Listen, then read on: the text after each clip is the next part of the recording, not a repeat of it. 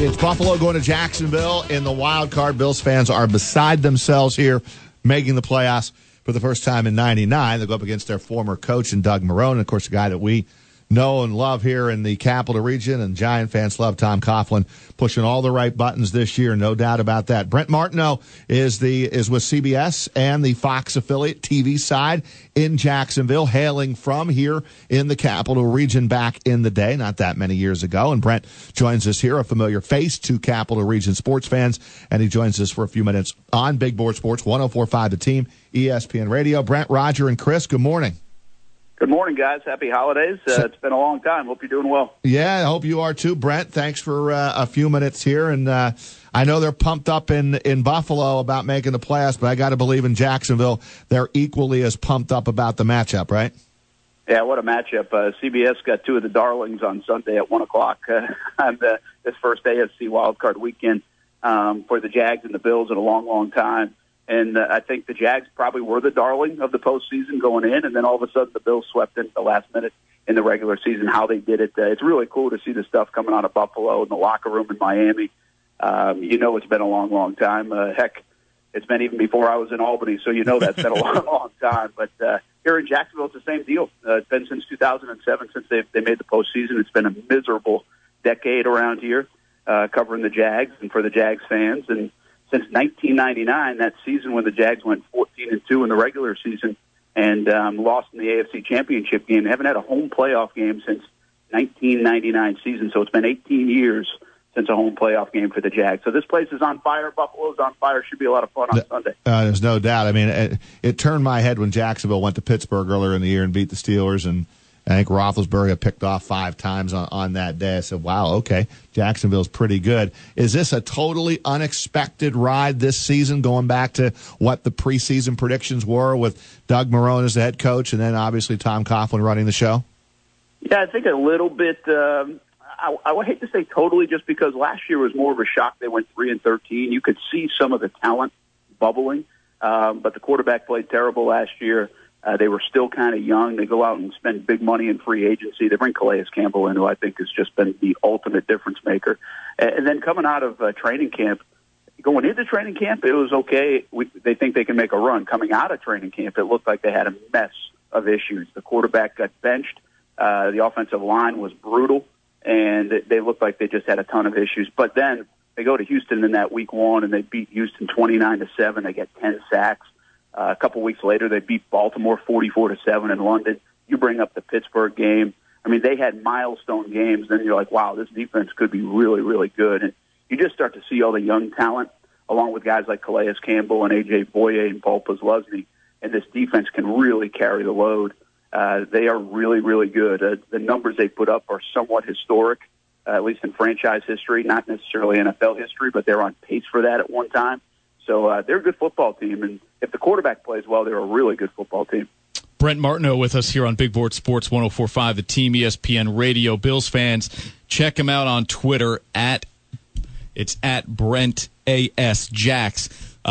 Brent, I love when the NCAA tournament committee has fun with like first-round matchups between a head coach and a former assistant, or there's some kind of storyline they pretend like they didn't set up on purpose. But here the NFL doesn't have that control, and yet, like Roger mentioned, you still get Doug Marrone, that aspect. Now you get Marcel Darius as well thrown into it. Have you had a chance to talk with him? I know I've seen some of his quotes, but what was his reaction when he found out he'd be playing his former team? Yeah, I think kind of what you expected, but not hostile. I think just kind of fun, like, wow, how ironic. He kept using the word comical, that he's actually playing against the Buffalo Bills in his first career NFL playoff game as well. So it is pretty ironic watching the two franchises and what happened in the middle of the season. And, we're really surprised with Darius, kind of the person. The player can be very good when he plays. I think that was kind of the book on him. In Buffalo, sometimes he might not play hard every snap. He's been pretty good for the Jags. He's helped clog that run, and that was the one deficiency on defense. He's been pretty good in that area. But off the field, I think he's just been a really fun guy in the locker room. I think he's acclimated pretty well. And we're actually going to have him on our show tonight on a half-hour show that we do on TV. And he's already been on the show one time when he first got here. He's fantastic, fun-loving guy.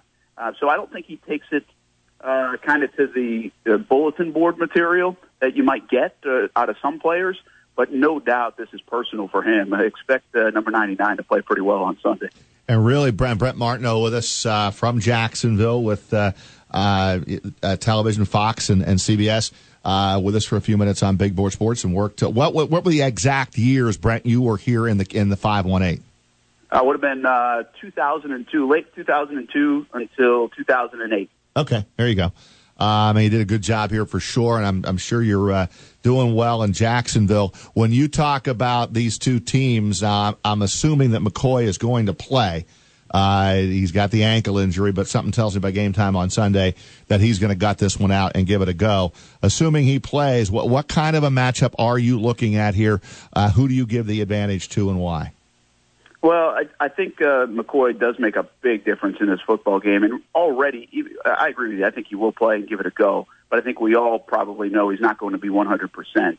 And his shiftiness and his ability to make plays is something that I think could be effective against this defense because they overplay sometimes. They get their hair's on fire so much that they almost come over pursue. And so against a guy like McCoy, I think that could be very dangerous with that one cut back stuff. And he probably won't have that gear based on what it looked like on the field in Miami. So that's a big deal in this football game to watch his progress all week long and really watch in the first quarter what he's able to do on Sunday. He's the most dangerous player on the football field, maybe for both teams, but definitely for the Bills. You guys know that. I think the interesting part of this game and what I think people down here have to be careful. It's like, oh, it's Buffalo Bills. You know, the Jags have had that stigma for a long time too. I think if you look at the rankings, the Bills' rankings aren't anything great. Tyrod Taylor doesn't really concern you that much, although he doesn't turn the football over. But I think the Jags do have the most dominant unit on the football field. That defense is legitimately scary when it's on. They can turn you over. They can get after the quarterback, and they fly around the football. So I think from that standpoint, in this football game, they're probably the key because they are more dominant than anybody else's unit on the field on Sunday. The one other thing to keep an eye on, you know it, Tyrod Taylor does not turn it over. The Jags quarterback, Blake Bortles, has a propensity to turn the football over. So playoff football is all about turnovers, and I think that's what it will come down to once again Sunday. Brent, we had Vic Carucci of the Buffalo News on in the first hour, the 10 o'clock hour, and I said I'm gonna spare you the Tyrod Taylor future questions, and I'll do the same with Blake Bortles for you. But what I am interested in about the future of this Jags team is I really liked Jacksonville's potential to go to New England and knock off the Patriots if it were the divisional round, seeing as how they would have to wait until the AFC Championship game. I don't know that New England would overlook them in any way, but what is somebody who follows this team every single week, what is the ceiling of this Jacksonville team and, again, the potential of that defense? Well, the defense could carry all the way. I mean, if they really get hot, and again, if the quarterback plays mistake-free football, this is a dangerous team because Leonard Fournette looks like he's getting more healthy. They can run the ball. But it's nervous excitement here in Jacksonville. I will tell you that because people have put, first of all, it's been a long, long time, and people have put a lot of stock in the last two football games for the Jags, which I think they're overplaying a little bit. The Jags had clinched the division, clinched a spot in the postseason when they lost 44-33 to San Francisco. In fact, they found out during the first quarter of that game that they had clinched. And then they lose to Tennessee, a desperate football team last week. So I think what people are having a hard time understanding is just how different January football is. I don't think this game will have anything to do with the last couple of weeks. But that being said, perception is sometimes reality. And at least from a fan perspective, they are a little bit nervous. 2 weeks ago, you asked me that question. They're probably booking flights to Minneapolis because they had a 3-game win streak. The quarterback was playing the best football of his life. The defense was routing people. But that has changed a little bit. So nervous excitement around here, although I don't know if they can go to Pittsburgh and New England and win. I really don't. I think this team can play really well. But you're talking about trying to go to Pittsburgh and go to New England, two teams that really know January football. And when that catch got overturned in that Patriots-Steelers game, I think that changed a lot of things in terms of the postseason, keeping the Patriots at home. Brent Martineau, we appreciate a few minutes here in Albany, your former working place. Thank you. And I guess I know what your lead story will be every single night between now and kickoff on Sunday. I'm sure it's going to be Jacksonville. Hey, it's been a lot of fun. Finally, we've been waiting a decade to talk about winning football around here, so it's a lot of fun. Make sure you tell everybody in the Capital Region hello. Tell Will Brown, hey, I know they're doing well over there at Albany. Thank you, Brent. Appreciate it. Awesome. Thanks for a few minutes. You got it, guys.